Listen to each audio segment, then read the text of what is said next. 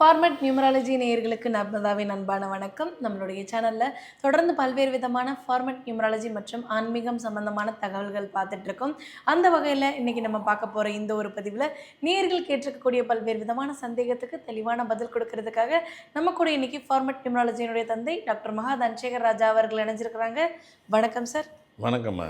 Sir, இப்போ ஜோதிடத்தில் எடுத்துக்கிட்டிங்க அப்படின்னா ராசி நட்சத்திரங்கள் இதுக்கெல்லாம் குறியீடு இருக்குது சார். அப்படி இருக்கும்பொழுது நம்மளுடைய ஃபார்மட் நியூமராலஜிக்கு குறியீடுகள் பற்றி நிறைய பேசியிருக்கோம்.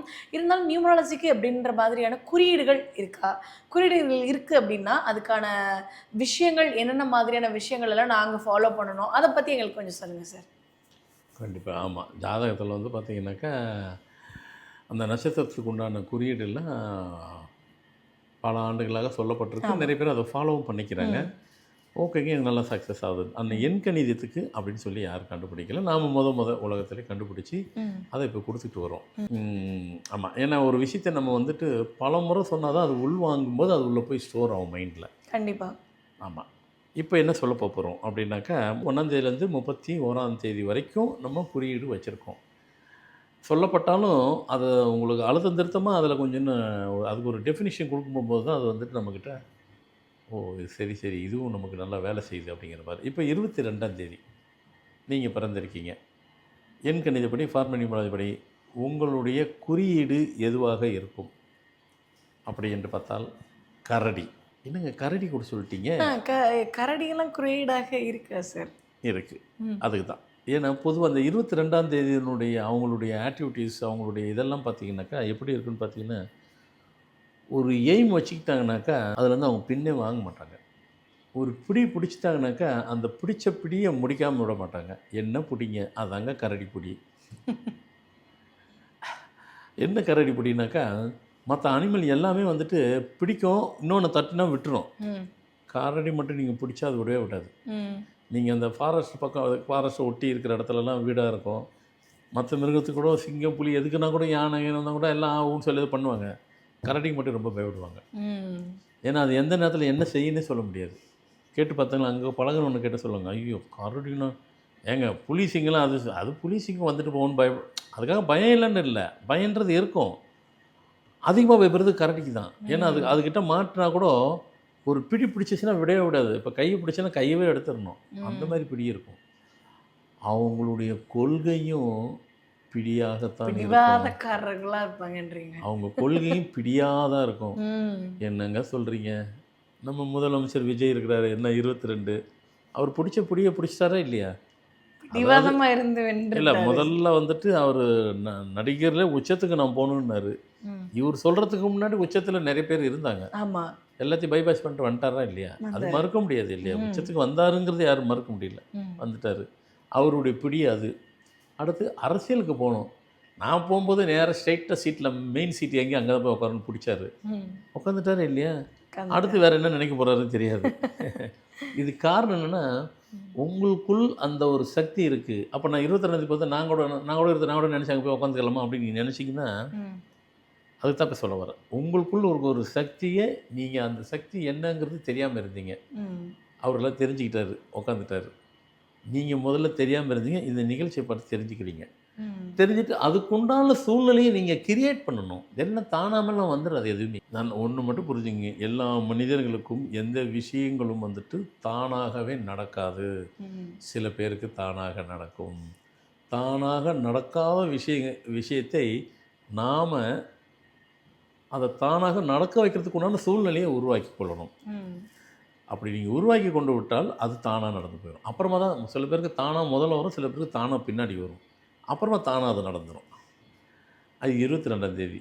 இவங்களுடைய வழிபாடு எதுவாக இருக்கணும் இதையும் சேர்த்து வச்சுக்கிறணும். கட்டாயமாக சித்தர் வழிபாடு, இன்னொன்று ஜீவ சமாதி. இந்த வழிபாடுகள் அவங்க பண்ணுறது மூலமாக என்ன மாதிரியான மாற்றம்? அதுதான் இதுதான் இந்த வழிபாடை வைக்கும் போது தான் அவங்களுக்குள்ள ஒரு எய்ம் இருக்கும். நான் சொல்லுவேன், சில பேருக்கெல்லாம் வாழ்க்கையில் சில பிறந்த தேதிக்கெல்லாம் எய்ம் இருக்கும், ஆம்பிஷன் இருக்கும். மனுஷனாக பிறந்தா எல்லாம் இருக்கும் தானுங்க, பொதுவாக இருக்குன்றது வேறு. சில பேர் அந்த என்ன கோலோ அதை அடையணும்னு முடிவு எடுத்துட்டுன்னா அடைஞ்சே ஆகிடுவாங்க. அந்த மாதிரி தேதியில் இது ஒரு தேதி. இன்னும் நிறைய தேதி இருக்குது, இவ்வளோதான் சொல்ல மாட்டேன், இருக்குது. அப்போ முதல்ல நீங்கள் இதை புரிஞ்சுக்கணும், தெரிஞ்சுக்கணும். அப்புறமா நீங்கள் நகர்த்தணும் ஒவ்வொரு விஷயத்தையும். அப்போ எல்லாத்துக்கும் எல்லாமே முடியும். அப்போ நீங்கள் வந்துட்டு இந்த சித்தர் வழிபாட்டை கையில் வச்சுக்கிடணும். கூட ஜீவ சமாதியும் டச் பண்ணிக்கணும். அது உங்களுக்கு அதான் முதல்ல நம்ம பேசுகிற மாதிரி மனுஷனுக்கு பிரச்சனை வரத்தான் செய்யுங்க. எல்லாம் பைபாஸ் பண்ணிட்டு போயிடும்.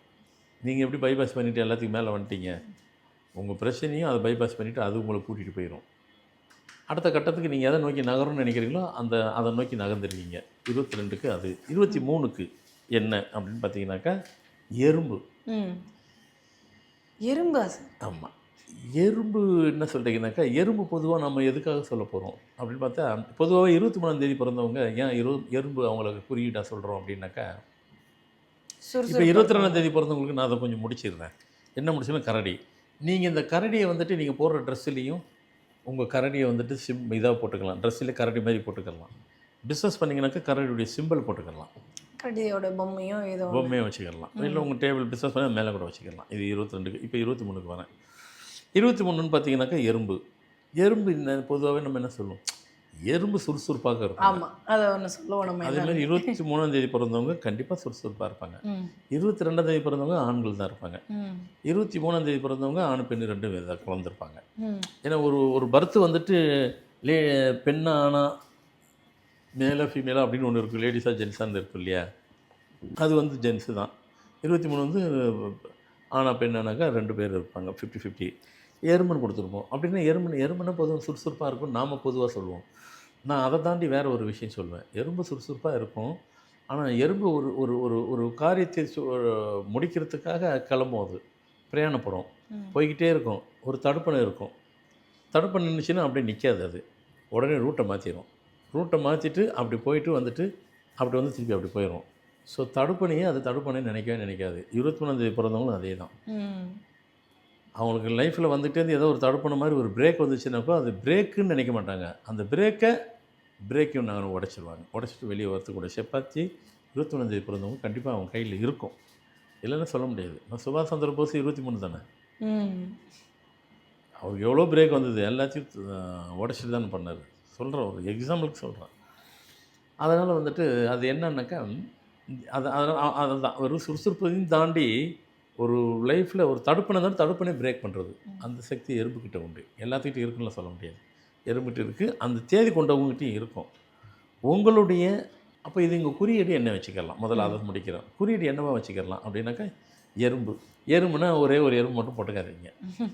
எறும்புனாக்கா அப்படி தொடர்ந்து 3-4 எறும்பு போடுற மாதிரி அப்படியே உங்கள் இதில் நீங்கள் போடுற ட்ரெஸ்ஸுலையோ, ஜென்ஸ் இருந்தாலும் லேடிஸ் இருந்தாலும் நீங்கள் போடுற ட்ரெஸ்ஸில் அப்படியே போடுற மாதிரி வச்சுக்கிறீங்க. அதே மாதிரி உங்கள் சிம்பிள்லேயும் உங்கள் லெட்டர் பேடு இல்லைனாக்கா என்வலப் கவரு அதில் ஸ்க்ரீனில் கூட போட்டுக்கிட்டோம். அந்த எறும்பு வந்து ஒன்றா போடாதீங்க. அப்படியே தொடர்ந்து ஊறுற மாதிரி மூவ் ஆகிற மாதிரி போடுங்க. ஏன்னா நீங்கள் அப்படி தானே சுறுசுறுப்பாக இருக்கிறது மட்டும் இல்லாமல் போய்கிட்டே இருப்பீங்க, உழைச்சிக்கிட்டே இருப்பீங்க. ஸோ அதனால் வந்துட்டு அது போட்டுக்கலாம். உங்களுடைய வழிபாடு என்ன அப்படின்னு பார்த்தீங்கன்னாக்கா அம்மன். அம்மனில் என்ன அம்மன்? சாந்த அம்மன். ஏன்னா அம்மனில் 2 இருக்குது, உக்ரம்மன், சாந்தம்மன். உங்களதில் வந்து சாந்தம்மன். அந்த வழிபாடை எப்பவும் வச்சுக்கிறீங்க. வழிபாட்டை சார் நான் கடவுளை கும்பிட்றது தான் சார். நாம் கடவுளை கும்பிட தான் செய்வோம். உங்களுக்காக பிரத்யேகமாக ஒன்று சொன்னோன்னாக்கா நீங்கள் அதுக்கு முக்கியத்துவம் கொடுக்கணும். ஆமாம், அது முக்கியத்துவம் மீன்ஸ் வந்துட்டு ரெகுலராக பண்ணணும். டைம் கிடைக்கும் போதெல்லாம் நான் கோயிலுக்கு போவேன். அந்த வார்த்தை வந்து பொருத்தமான வார்த்தையே கிடையாது. கோயிலுக்காக மெனக்கிடணும். நான் சில பேர் சொல்லுவாங்க, நான் டைம் கிடைக்கிறதெல்லாம் கோயிலுக்கு போவேன். அதை சொல்லாதீங்க, நான் கோயிலுக்கு போகிறேன்னு சொல்லுங்கள். அதுதான் உண்மை. அப்போ தான் அந்த ஆன்மீக கடவுளுடைய இது வந்து நம்ம போய் கனெக்ட் ஆகும். அதனால் வந்துட்டு இது வந்து கட்டாயமாக நீங்கள் கோயிலுக்கு போகணும். ஸோ உங்கள் வாழ்க்கை நல்லா அடுத்த கட்டத்துக்கு மேன்மையாக செல்வதற்கு இதெல்லாம் உங்களுக்கு இந்த குறியீடு ரொம்ப பயனுள்ளதாக இருக்கும். அடுத்து 24ஆம் உங்களுடைய குறியீடு என்ன அப்படின்னா ஒட்டகம். ஏன் ஒட்டகம் அப்படின்னாக்கா, ஒட்டகம் வந்து நாங்கள் பெட்டு அனிமலாக நாங்கள் வளர்க்குறோம் அப்படின்னு யாரும் சொல்ல மாட்டாங்க. ஏன்னா அது பெட்டு அனிமல் கிடையாது. அந்த ஒட்டகத்தை வளர்த்தா நமக்கு என்ன லாபம்? எல்லாத்தையும் அது கேரி பண்ணிட்டு போகும். ஒரு இடத்துலேருந்து ஒரு பொருளை கொண்டு போயிட்டு ஒட்டகம் யாருக்காக வளர்க்குறாங்களோ அவங்கள லாபம் சம்பாரித்து கொடுக்கும். அது ஒரு கார்கோ மாதிரி தான் அது. ஏன்னா வளர்க்குறவங்களுக்கு தான் தெரியும். அது ஒரு கார்கோ தான். ஒட்டகம் கார்கோ தான். அது ஒரு பொருளை கொண்டு போய் கொடுக்குறதுக்கு கரெக்ட். இது எங்கே டெசர்ட் நாட்டில் அதிகமாக இருக்கும். நம்ம இந்தியாவில் எடுத்தால் ராஜஸ்தான் மாதிரி இடத்துல தான் இருக்கும். ஏன்னா ராஜஸ்தான் ஒரு டெசர்ட் தானே. ஆமாம். கல்ஃப் எடுத்தால் ஃபுல்லாக இருக்கும். அங்கே ஃபுல்லாகவே டெசர்ட் தானே. அப்போ ஒரு பொருளை கேரி பண்ணிட்டு போவோம். சரி, ஒட்டகம் அப்படி 24ஆம் தேதி மனிதர்கள் எடுத்துகிட்டா பெண்கள் தானே இருப்பாங்க. 24ஆம் தேதி எப்போ ஒட்டகம் எப்படி கேரி பண்ணிட்டு போதும், கார்கோ மாதிரி யாருக்காக வளர்க்குறாங்களோ அவங்களுக்காக உழைச்சிக்குது. 24ஆம் தேதி பிறந்த இது பெண்கள் தான் இருப்பாங்க. பெண்கள் அவங்க குடும்பத்துக்காக உழைச்சிக்கிட்டு இருப்பாங்க. பெண்கள்லாம் கல்யாணம் முடிச்சுட்டு போவாங்க. ஆனால் போனால் கூட தான் பெற்றோரை விடவே மாட்டாங்க. சார் நான் வேறு தேதி நான் கூட தான் விடலை, ஐயா அது வேறு இது வேறு, கேரிங்கோடு எடுப்பாங்க. அந்த ஒட்டகம் எப்படி கார்கோ வேலையை பார்த்துச்சோ இவங்களும் அந்த வேலையை பார்ப்பாங்க. கடைசி வரைக்கும் அவங்கள வந்துட்டு ஓவர் கேரிங் எடுத்துக்கிட்டு பார்ப்பாங்க. அந்த குடும்பத்துக்காக சுமையாக சுமந்து கொண்டு இருப்பாங்க. ஒட்டகம் எப்படி சுமந்து தானே போகுது, சுமையை சுமந்து கொண்டு போகுது. இவங்களும் இவங்க குடும்பத்துக்காகவே சுமையை சுமந்துட்டு போவாங்க. சேக்ரிஃபைஸ் பண்ணுவாங்க. சேக்ரிஃபைஸ் தான் அவங்க லைஃப்பை டோட்டலாக சேக்ரிஃபைஸ் லைஃப் தான். சரி, அப்போது நீங்கள் ஒட்டகத்தை வந்துட்டு உங்களுடைய குறியீடாக பயன்படுத்துங்கள். ஏன்னா ஒரு சிம்பிள் நம்ம கொடுக்குறது எதுக்குனாக்கா, உங்களுக்குண்டான பவர் இருந்தால் கூட நம்ம பொதுவாக சொல்கிறோம் அனிமல்ஸுக்கும் பறவைகளுக்கும் இறைவன் ஒரு சக்தியை கொடுத்துருப்பார், ஒட்டகத்துக்குன்னு ஒரு சக்தியை கொடுத்துருப்பார்.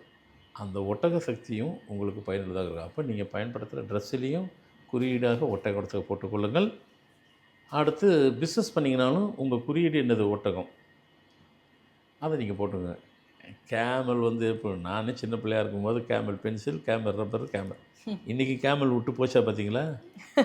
விட்டு போங்களேன். அப்போ கேமலுக்கு ஏதோ ஒரு சக்தி இருக்குது, ஒரு இறை சக்தி இருக்குதுன்னு அர்த்தம். அதானங்க அர்த்தம். இப்போ மான் இருக்குது, மான்மாருக்கு குடம், எவ்வளோ குடம் வந்தது, மானை அடிக்க முடிஞ்சது யாரும் போகாது. அதுக்கு தான் அதனால் இதெல்லாம் குறியீடு. எங்களை போட உள்ளவங்களாம் சொல்லி கொடுப்பாங்க, அவங்க ஃபாலோ பண்ணுறாங்க. அது எத்தனை வருஷம் பல தலைமுறையாக அது கடந்துட்டு போகும். அது உங்களுடைய வழிபாடு எதுவாக இருந்தால் சரியாக இருக்குன்னாக்கா அம்மன். என்ன அம்மன்? உக்ர அம்மன். ஏன்னா இதெல்லாம் எதுக்கு சொல்லிக் கொடுக்குதுன்னா, நீங்கள் அதை மாற்றி செஞ்சால் கூட உங்களுக்கு வேலை செய்யாது. சரிவர செய்யும் பொழுது வாழ்க்கையும் சரிவர போகும். சரிவர செஞ்சால் சரிவர போகுது. உங்கள் உக்ர அம்மன் இந்த அப்படின்னாக்கா நீங்கள் இல்லை சார் நான் சாமி தான் கும்பிட்றேன், ரெகுலராக கும்பிடணும், தொடர்ந்து கும்பிடணும், எந்த சுச்சுவேஷனும் விட்டவே கூடாது. நான்லாம் வந்துட்டு பௌர்ணமி அம்மன் அண்ணாமலை கோயிலுக்கு போவேன், திருவண்ணாமலைக்கு. ஒரு முறை ஃபஸ்ட்டு இருக்கும் ஒரு 25-27 வருஷத்துக்கு முன்னாடி லண்டனுக்கு போகிறேன். அப்பா சிவபெருமானே ஒன்று நான் இங்கே பௌர்ணமி இங்கே பார்ப்பேன், நான் லண்டனுக்கு போகிறேன் 2 மாதம் உன்னை பார்க்க முடியாது அப்படின்னு நான் சொல்லிட்டு போகிறேன். கடைசியில் போனாக்கா கரெக்டாக நான் விம்பிள்டன் ஒரு இடம், விம்பிள்டனில் தான் நான் வந்துட்டு அங்கே ஒரு சிவன் கோயில் இருந்துச்சு. வெளிநாடெல்லாம் அப்படி தான், நான் கீழே கடை மேலே கோயில் திருப்பி மேலே வீடு, அதெல்லாம் அப்பார்ட்மெண்ட்ஸ். அவன் வெள்ளைக்கார நாடு தானே, அப்படி தான் இருக்கும். அங்கெல்லாம் அப்படி தான் இருக்கும். கோயிலுக்குன்னு பிரத்யேகமாக இருக்குது வேறுனா, இப்போ நிறைய டெவலப் ஆயிடுச்சு, பிரத்யேகமாக விடுறாங்க. நான் போகிறப்போ அப்படி இருந்துச்சு. அப்போ ஒரு இப்படி ஒரு பெரிய போர்ஷன், ஒரு போர்ஷன் கோயில், ஒரு போர்ஷனில் ஃபங்க்ஷன் நடத்துகிற மாதிரி ஏதாவது ஃபங்க்ஷன் நடத்துவாங்க, காது குத்து விழா, கல்யாணம் எல்லாமே அங்கே தான் நடக்கும். அந்த இடத்துல நான் கன்சல்டேஷன் கொடுத்துருவேன். இறைவன் நம்ம இங்கே சொல்லிட்டு போகிறோம், நான் 2 மாதம் கழித்து உன்னை பார்க்குறேன், நான் எப்படி பார்க்க போகிறேன்னு. அவர் பார்த்தாரு, ஏன்டாப்பா ரொம்ப வருத்தப்பட்டு போகிறேன், ஒரு சந்தோஷமாக சொல்லிட்டு நீ என் இடத்துலே இரு அப்படின்னு சொல்லிட்டு அவர் இடத்துல நாங்கள் போய் பார்த்தேன். அது எதுக்கு அந்த இறைவனுடைய கனெக்டிவிட்டி எதுக்காக சொல்கிறேன்னா, அது எல்லாத்துக்கும் போகிறது, நான் எனக்குன்னு சொல்லலை, உங்களுக்கு அது நடக்கும். நீங்கள் அம்மனை தொடர்ந்து செய்யும்போது நாம் விட்டாலும் அவங்க நம்மளை விட மாட்டாங்க. கண்டிப்பாக சார். ஏன்னா எந்த ஒரு தெய்வத்தை நம்ம இறுக்கமாக பிடிச்சிக்கிறோமோ அந்த தெய்வம் வந்து எந்த ஒரு பிரச்சனைகளும் நம்ம கைவிட்டுறாமல் நம்மளை இறுக்கமாக பிடிச்சிட்டு வழி நடத்துவாங்க. அதுக்கு தான் சொல்ல வந்தேன். அதனால் உங்களுக்கு உக்ரம்மன் தொடர்ந்து செய்யுங்க, தொடர்ந்து ஃபாலோ பண்ணுங்கள், தொடர்ந்து வாங்குங்க. ஸோ மொத்தத்தில் இப்போ 24ஆம் தேதி குறியீடு இதெல்லாம் கொடுத்துருக்கு.